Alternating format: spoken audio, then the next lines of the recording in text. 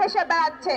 যে কেন আমরা খুব দ্রুত জাতীয় নির্বাচনে ডেট চাচ্ছি, প্রথমত হচ্ছে গত 16 বছর যাবৎ ভোট দেই নাই কোনোদিন। আমার এনআইডি কার্ড পাওয়ার পরে আমি কখনো ভোট দেওয়ার সুযোগ পাই নাই স্বৈরাচার সরকারের কারণে, কারণ কখনো স্বচ্ছ নির্বাচন হয়নি আমি এনআইডি কার্ড পাওয়ার পর। তো যার কারণে আমার খুব ক্ষুধা ভোট দেওয়ার জন্য।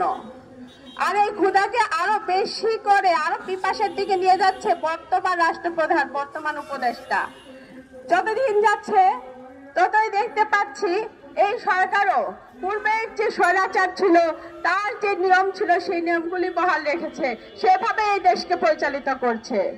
আরো বেশি করে দেখতে পাচ্ছি গত 16 বছরে স্বৈরাচার সরকার যতটুকু লুটপাট করেছে তার থেকে ডাবল লুটপাট গত 14 মাসে বর্তমান যে উপদেষ্টারা আছেন তারা করছেন।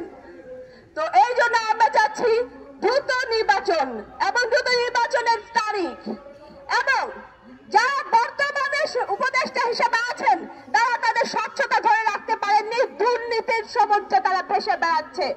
তাই আমরা চাচ্ছি আগামীতে যদি তারা নির্বাচনে আসেন এবং নির্বাচনে যদি আবার উনারা জয়যুক্ত হন তাহলে এই দেশটা দুর্নীতির অতল সাগরে ডুবে যাবে।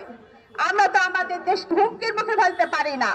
তাই দুর্নীতিগ্রস্ত যে উপদেষ্টারা আছেন তাই আমরা বাংলাদেশের জনগণ চাচ্ছি, জাতীয় নাগরিক জোট চাচ্ছি যে আগামী নির্বাচনে কোনো উপদেষ্টাই অংশগ্রহণ করতে পারবেন না, এবং আগামী নির্বাচনে খুব দ্রুতই ডেট ঘোষণা করতে হবে এবং করতে হবে। যদি তা না করা হয় তাহলে তার পথ খুব সুন্দর করে জাতীয় নাগরিক জোট দেখিয়ে দিবেন।